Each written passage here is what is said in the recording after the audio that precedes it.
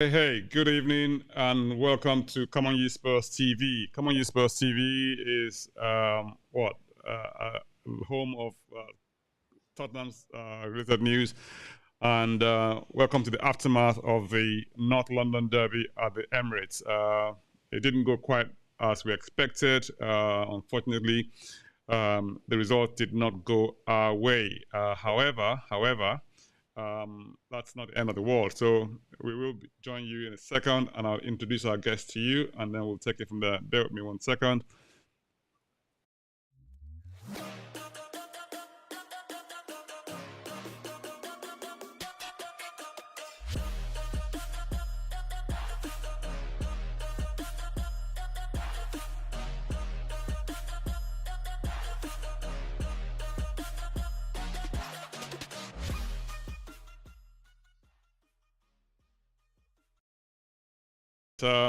Today was meant to be a day of celebration on many levels. Unfortunately, it hasn't turned out that way, but hey, that's not the end of the world.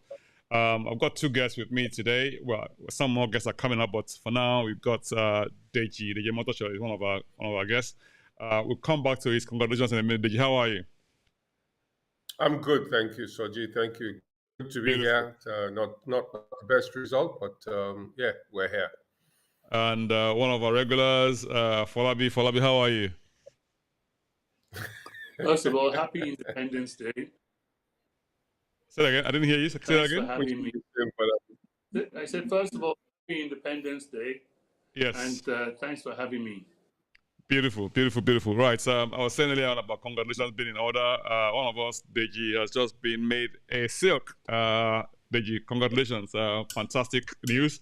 We're really happy for you. Yeah, and we were hoping to celebrate with 3 points. What happened there? I don't know. Thank you very much for the congratulations. Yeah, I was looking forward to a happy day today. I was so sure that the omens were all going in the right direction for me, but alas, it is what it is.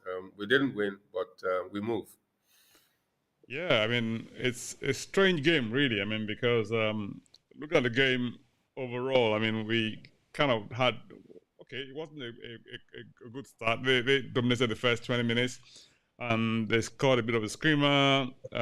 Kane came back, and then Kane equalized. And then the second half started. And then Lloris made a mistake. He and I think what's his name, Romero had a bit of a mix-up there, and then Jesus stole in and scored. And then we had the rash tackle from Emerson, which essentially meant game over. The Benton scored the third goal. Effectively, yes, it was more or less damage limitation from then on. Folabi, what are your views on match overall?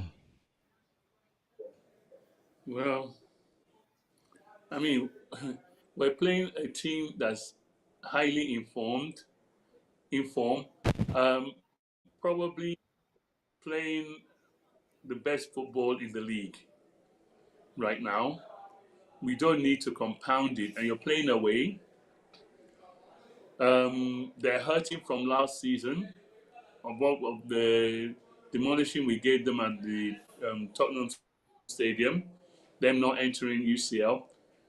They've got a lot of things ready and fighting for and motivation for this game from onset. Tottenham, you don't need to go and compound yourself and be making elementary errors. It's not the loss that's frustrating me today. What's frustrating me today is the compound elementary errors over and over and over again. Lloris, why must you continuously be kicking to them, giving them the ball? And then you come and you got yourself back into the game. Beginning of the second half, keep it clean, keep it steady. You're going to start making a howler within 4 minutes. And as for Roy, if they pay that one salary, I promise you that I'm lost for words. I'm just frustrated. Okay, let's kind of. I can appreciate where you're coming from. If you have a look at the sort of, background overall, I mean, coming up to the game, both teams were in relatively good form. Obviously, I mean, Arsenal being in quotes, possibly the team in better form because they were playing really good football. I mean, and winning their games. And of course, the first time they came against strong opposition, they lost against Man U. Now, it's early days in the season. We haven't played that well overall, and of course, we managed to sort of get the results. And some of the narrative says that it's one of those things: either you go on and try and improve and begin to play better, and of course, you get better results, or you soon get found out. Now, it's one of the mix of both today. Did we get found out today, or was it just a catalog of errors, or it was just Arsenal too good for us? Which is it, Deji? I don't think we got found out at all. I think actually that in terms of our overall performance, taking aside those elementary errors which Falabi spoke about, our general performance in the first half, I thought we played better than we've played this season. We were disciplined, we were organized in defense, and we looked fairly compact. They didn't look like breaking us down anytime soon until the Thomas Partey screamer. For that one, I think it's quite clear that somebody should have got out of the defense and put a block on him. He had too much time to pick his spots with that goal. So that was a mistake. And that's how they scored. But the second half, I think we completely lost it with the catalogue of errors that led to their second goal. First of all, Perisic and Son double teaming on Saka wasn't working. They just seemed to get in each other's way. They never laid a glove on him, and he got the ball across almost every time he was in that position. I think they really need to look at Perisic's defending. And of course, once the ball came across, you thought, okay, the shot comes in, Hugo messed it up. He should have done better with the first ball. But the second one, when it comes off Romero either hacks it clear, he doesn't. He just tries, he does a nothing thing, and it goes back to Lloris. You think Lloris should be able to gather it, and it bubbles under him. I mean, people are talking about how well positioned Jesus was, but my granny would have scored that. It was a debacle, and of course, once Royale executed his madness. Let's talk about that Royale sending off just for a minute, or before we even go to the Royale sending off. Let's look at the first goal. Right. Okay. So the first goal, they had like a bit of an overload on our left hand side, and of course it seemed like we were playing quite deep. We kind of didn't protect the back four with somebody on Partey. They pulled back to Partey, first time, hit it, and Lloris had no chance. So two things: it was either the skill was really good, or we didn't really get a chance of actually closing down. We didn't do our job of closing him down to prevent him from taking that shot. It's six of one and half a dozen of the other in a sense, because some people might say that, okay, I mean, how many times does Partey score that sort of goal? He had a bit of a lucky break in the sense that, okay, hit the first time, it went in. We had a similar chance in the second half when Højbjerg possibly had more time on the ball, and more space. But in his case, he just went right over. So those things are what you might call a bit of a lucky break, if you like. But hey, you've got to have the technique to execute it in the first place. Falabi? Oh, can you hear me? Yeah. Yeah, no, I can hear you. I can hear you. Yeah, I was trying to describe the first goal and what your thoughts were on it. I mean, given how it came about. It was a good goal. Period. It was a good goal. I mean, there was little Lloris could have done to that. The only thing that could have done is maybe one of our defenders should have been a bit quicker to run out and not give him so much space and time to hit the ball the way. But it was technically it was technically a good goal. As you just said, Højbjerg had even a better position, more time, and I don't know where his ball went to. Yeah, I mean, if you Højbjerg's ball went just to. That's absolutely correct. So now, if you're joining us for the first time, this is Come On You Spurs TV. We're reviewing the Arsenal Spurs match at the Emirates, where Arsenal came away on top, topping the league by scoring 3 goals to our 1 goal. The opening scoring with Thomas Partey, with a good, brilliant goal. I mean, and then Kane equalized from the penalty spot, and they scored a couple of goals after that in the second half. So that they came away with victors and topping the league by 4 points. Now, if you're joining us for the first time, please leave your comments, your thoughts on the match. And yeah, and if you haven't subscribed to the channel, please subscribe by pushing the subscribe button. If you want to get notified anytime we go live, please click on the notification bell button. Now, having said all of this, I mean, okay, so they go ahead 1-0. I mean, they've been kind of dominating possession up to that point. So I guess that was possibly just reward for their efforts up to that point in time. However, we kind of just seem to have woken up from our slumber. Within 9 minutes, Richarlison, Son, and Kane go forward, and we had a bit of a chance to put it in, but hey, the ball came back, and Richarlison kind of won the penalty with the rash challenge from Gabriel. I mean, 9 times out of 10, you bet on Kane to score that sort of the penalty awarded. Deji, I mean, talk us through that penalty, the incident, and then I think the penalty. The penalty was almost a Panenka, wasn't it? But the incident that led to it, I thought generally our transition play was better than it has been in previous games. Yeah.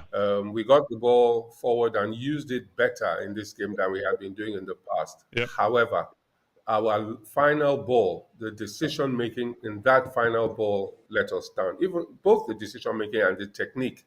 I remember on that ball, I can't remember who it was. Who was? They could have put Richarlison clear with a better ball. Yeah, absolutely, exactly. The ball went too wide out. Yes, it went too wide. Yes. So he had to recover and was able to get back. That was quite good. Being able to turn and recycle the play, bringing it into the box before they played the 1-2. And he went past one player, and I can't remember whether it was Gabriel who stretched. He should never have made that tackle because he had cover. He had 2 players covering him. But I guess, the moment got the better of him, he stretched. And it was a clear stonewall penalty, brought Richarlison down penalty. As for the penalty, I felt for Harry Kane. He had a long time to wait and a long time to think about that penalty in a major game like that. I think at the end of the day, he decided he's just going to stick it down the middle. It was almost a Panenka. The keeper dived to his right, and Harry stuck it in straight down the middle. Good goal. And I think the interesting thing about that penalty was that if you look at all the last penalties that he's taken, they've all gone in the direction of where Ramsdale actually died. So he kind of guessed that he would go down that road, and they sort of thought, okay, I've got you. They went straight down the middle. So that was quite good. And like you said, having so much pressure, having such a long time to wait before taking the kick, I thought that was absolute fantastic. Now, I mean, Harry Kane keeps breaking records. He just keeps breaking records. This is his 100th away goal for us. I mean, that's absolutely amazing. And then he's become the highest scorer of goals in London derbies. I mean, what a man! What a man! So I mean, Harry Kane, kudos to you.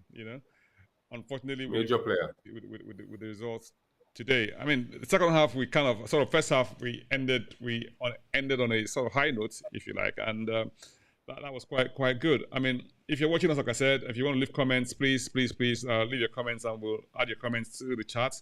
And I mean, I was saying that we finished first half strongly, and I was kind of expecting that we would kick on in the second half, and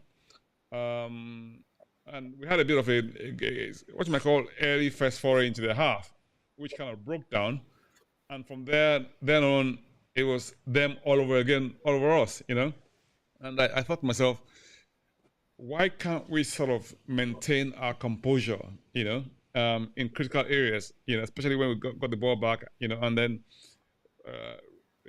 recycle the ball and get back into transition. And for me, even the ball that came into the box for the goal was somewhat speculative, and it was what you might call reasonably routine for Lloris to gather. I don't know why he sort of kind of lost his head and thought, oh, he had to parry it away and not make a firm catch. I mean, Folabi, what did you think? I don't know why Lloris does that thing. I don't know why he does that. It's not the first time he'll be doing that.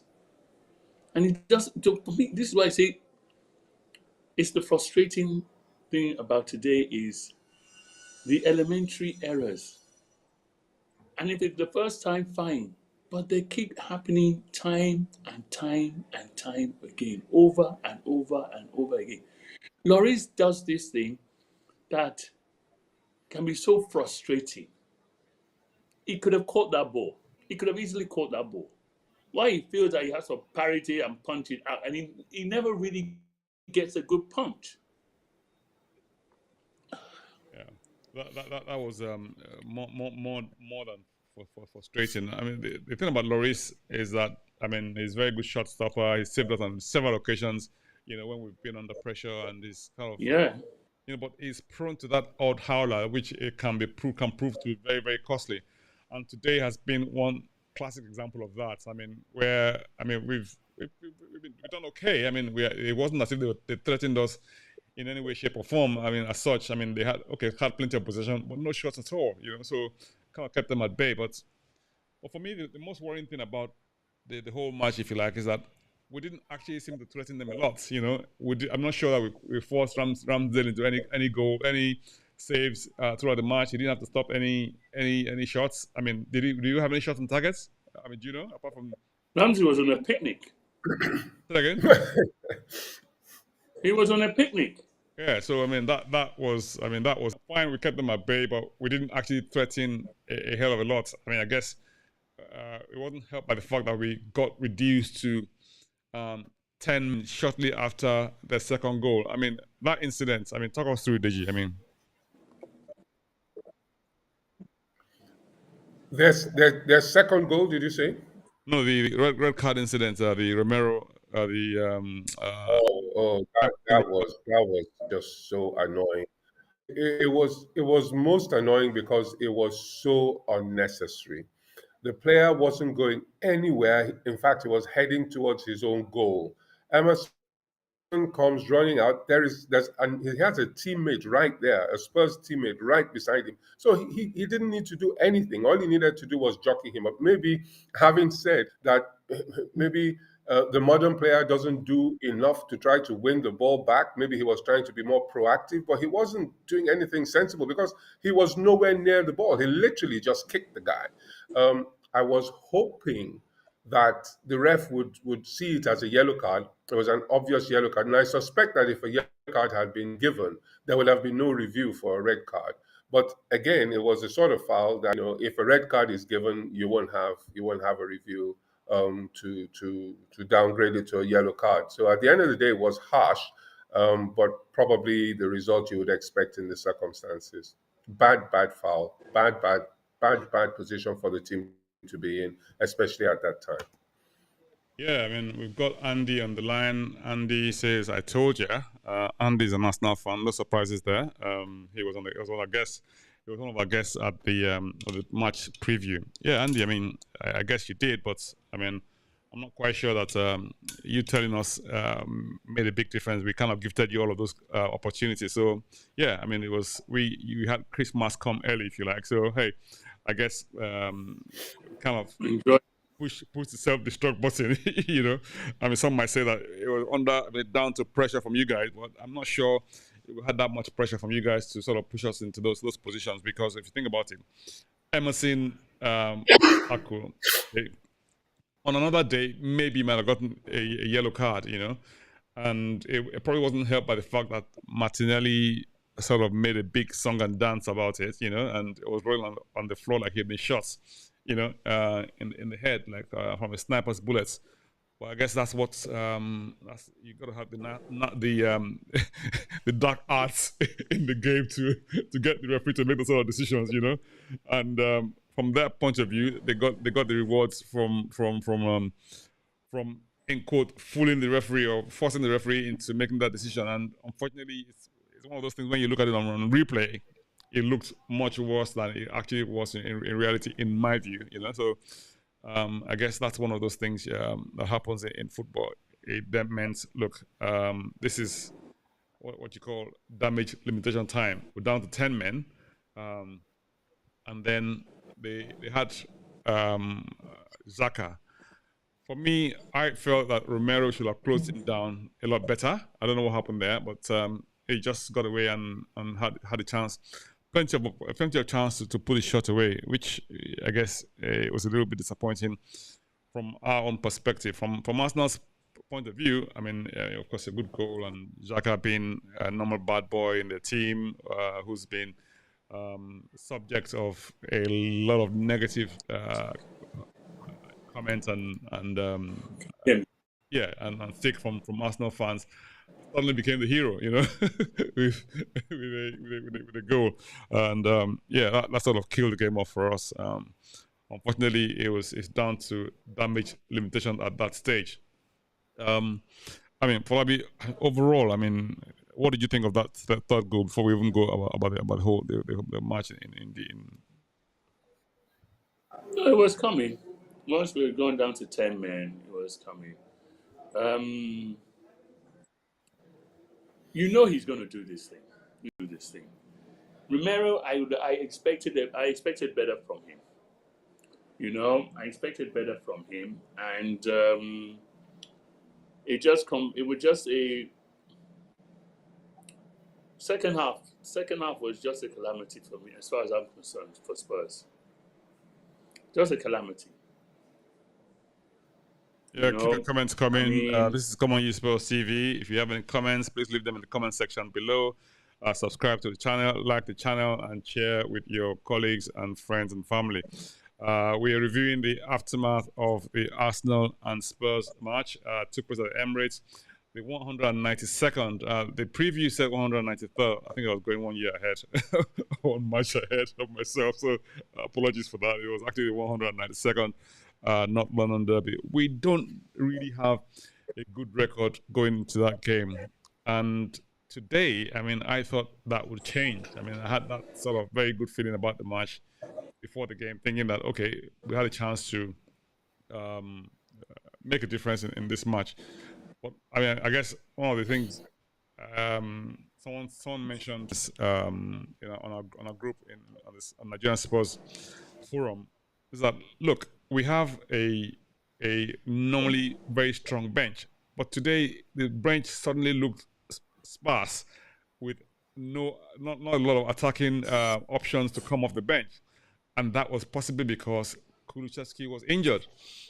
Now, with Kulusevski being injured, he had to obviously make changes, and then he had Richarlison starting and normal front three. Now, which then brings us to the formation.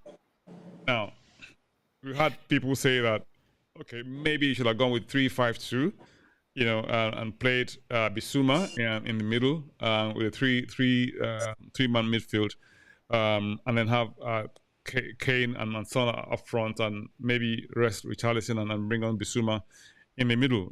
Now, hindsight is a wonderful thing, and I guess over the course of the match, I'm not sure that they overran us as such in that midfield, even though they had 3 men in that midfield. So from a tactical perspective, what did you think, Deji? Soji, they didn't overrun us because we did not defend in midfield. Our first tackle was always on the edge of our box. Mm-hmm. So we were playing that low block. And the reason we were playing the low block is because we didn't want to be overrun in midfield because we were only playing 2 men in midfield. I would have thought that would have been better off if we had played the 3-5-2. We'd had 3 defensive midfielders on the pitch. It would, of course, reduce our attacking options, but we would keep it tight and we'd be able to play a bit more in their own half of the pitch. Yeah. If we're winning the ball in midfield proper around the center circle, then it's only 1, 2, 3 passes to goal. But the coach opted to play with two in midfield, realized that if he had not played the low block and kept it compact, we'd have been overrun in midfield. Hence, we played with the low block. And while it worked, I guess at the end of the day, the failure to execute effectively is what led to the first goal. And you have your low block, you have to know that when they realize that they can't play through you, then they're going to shoot from distance. And the moment that ball comes across, somebody's going to break and come forward and get a block on. They didn't do that. Yeah, that was the unfortunate part of that. Now, I mean, okay, so in terms of formation, I mean, he went for a 3-4, 3-4-3, and with our usual front three, but this time around, we didn't have Kulusevski. Now, that meant on the bench, we had Branjil, who hadn't had any minutes, throughout the season so far. We had Sessegnon, we had Doherty, we also had Bissouma, and as well as Sanchez, and I think we also had the goalkeeper. Now, when by the time it became a matter of what you might call damage limitation, he sort of brought in, made 4 changes very quickly, and I'm not sure that those changes were going to make any difference to the scoreline. I mean, it was just more or less, look, we got to he was probably looking at the Champions League match in midweek, so we just thought, look, let's try and recover and cut our losses here and reduce possibly the scoreline and not make it any worse than it already was. I mean, Folabi, what did you think of the changes and his thinking? Are you asking me? Yes, I am, yes. Okay, because I couldn't hear you. Well, let me put it like this. I actually think before the game, I was advocating for Basuma to start, right, with Opia and Ben. I was actually going for the three of them. But Joy, I realized one thing. Conte studied the game. He said, "Okay, you know what? We're not going to fight in midfield," and it makes sense. Was watching the game. You know, he got the tactics right. Conte actually got the tactics right. You know, and I'm sure he must be so frustrated about today's performance as well, because those tactics were working until the howlers and the elementary schoolboy mistakes played in. His tactics were actually working. We're not going to fight them in midfield. We're going to let them come. As they said, we're going to hold them and we're going to be tackling them on the edge of our box. You know, just before the edge of our box, and we won't we won't risk getting them into the penalty area and giving away a penalty. Those tactics were actually working. But when you have individuals who make elementary errors, and the same elementary errors that they always make, that's what caused the whole problem of today. You know, that's what caused the whole problem of today. You've worked on this for a whole week. You've this formation and you've worked on this tactical game for the whole week. Arsenal would have been frustrated with today's game until they scored, because they were not expecting this. They were expecting a battle in midfield to be able to overrun us. You know, and this worked. This was working until you got elementary errors. I keep going on, elementary schoolboy errors. And I don't know. And the worst part of it is they're professionals. These are professionals on 100,000 a week, minimum 50, 60,000 pounds a week. What are they doing to earn this money? Right. I guess. Okay. So to be fair, I mean, for me, I kind of I'm not making any excuses for anybody here, and I'm just sort of trying to have what you might call like a balanced perspective on this whole thing, right? I thought, looking at Emerson's tackle on Martinelli, I'm not sure there was any intent there to hurt him, right? Secondly, I think okay, Martinelli made quite a big meal of it, and it was what you might call, I won't call it mistime, but just a bit rash. But it wasn't. There was no. But there was no need.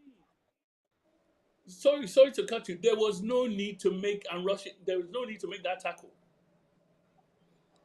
Well, That is my I point. guess There was no if it need comes to off, make that I tackle. mean, I guess it was like stopping an attack from that perspective. Because if you look at his position, if Martinelli got through him there, and that would have left the back open, so he had to sort of at least stop him. Just and he just unfortunately caught him. That's my view anyway. But like I said, I mean, hindsight is a wonderful thing, especially in football. Now, I know some people say that, oh, Emerson, okay, he's not that great. I mean, make errors, and I'm not sure that that sort of error today, if you like, it's normally on a good day a yellow card. So him getting a red card was unfortunate from our perspective and unlucky. So I guess maybe I'm being too too sympathetic, if you like, or too nice. Deji, what do you think? Yeah, you are being very nice, Soji. I think Emerson gets a bad rap. He probably doesn't deserve the bad rap that he gets. He puts in his all in defensive positions. He's usually quite decent, but on this occasion, he had no business touching that guy. I'll tell you why.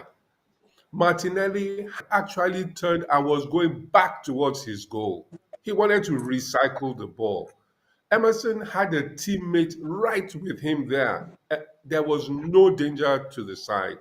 So for him to stick a leg out and trample, even just brush his leg, he had no business doing it. You are 100% correct that 9 times out of 10, that would have been a yellow card, it wouldn't be a red. But as you rightly pointed out earlier, by the time you see those things in slow-mo, they look far worse than they did at regular speed. Absolutely. So, I mean, I figured that if the ref had to look at the monitor, he would have given it.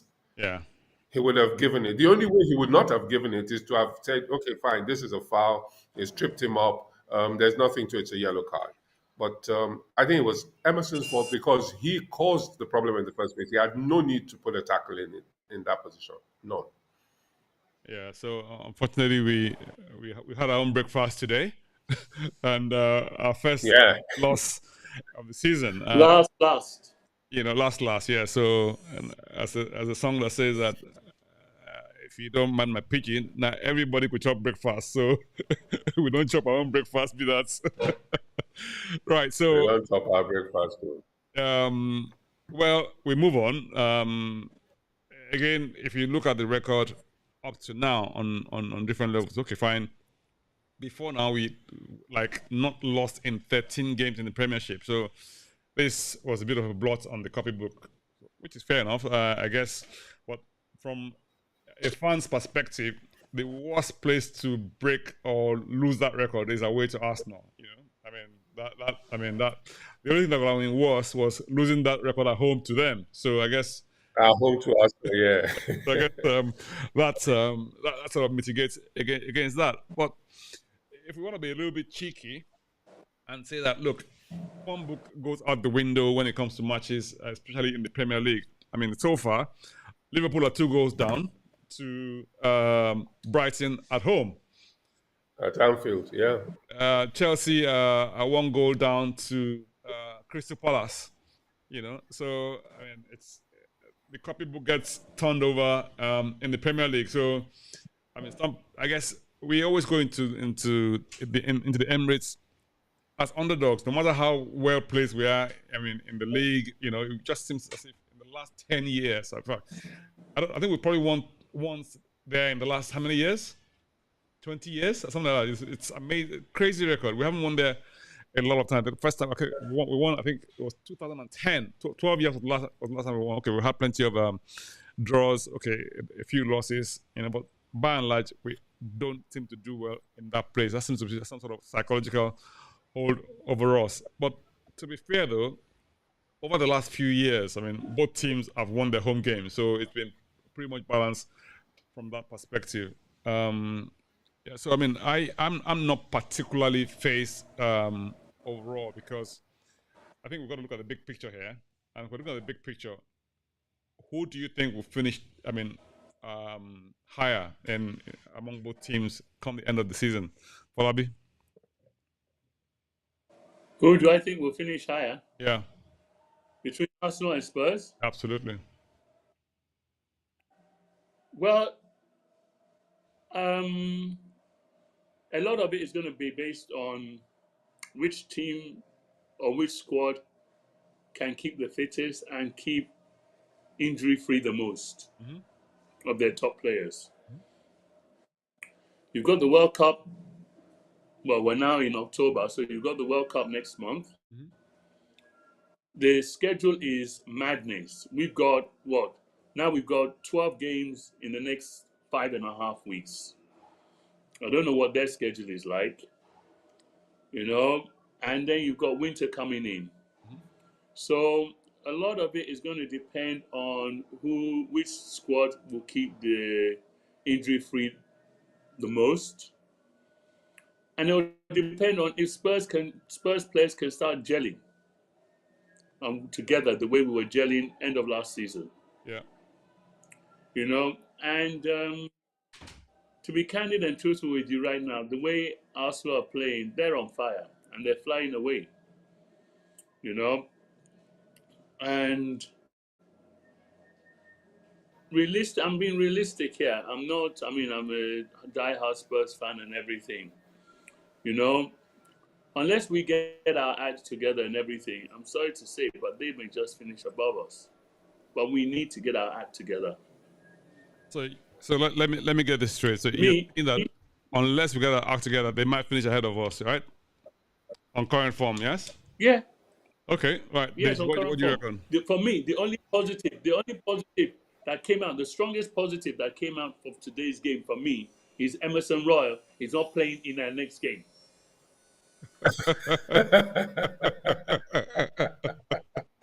Okay. No, I'm serious. I'm serious. I was going to come to positive, but since you mentioned positive, before we do that, let's just Deji, what did you reckon? I mean, in terms of who finishes higher, Arsenal or Tottenham? No, it's too early to judge. Look, they're flying at the moment. Let's be honest, they're playing very well. I think the big test will come when they lose a couple of games. They lose one game and maybe they lose two on the trot, and then we'll see what they're really made of. They're young, and I think that as the season goes on and the going gets tough, I'm hoping that they won't be able to stay the course. As far as we are concerned, I actually think that we played better in the first half today than we've played for many games this season. The bottom line is we have to eradicate those individual errors that have cost us dear today. If we had been disciplined and we had played out the game plan, we had executed the coach's game plan without mistakes. It wasn't them. They didn't beat us. We lost that game. We lost it ourselves. Well, so I mean, that's the most painful thing. My question was going to be: did we lose that game or did Arsenal win it? So you're saying that we lost it, yes? No, we lost the game all on our own, all by ourselves. Okay. All by ourselves. So for those who don't know, Arsenal 3, Tottenham 1 at the Emirates Stadium, the North London Derby, the 192nd one. If you're joining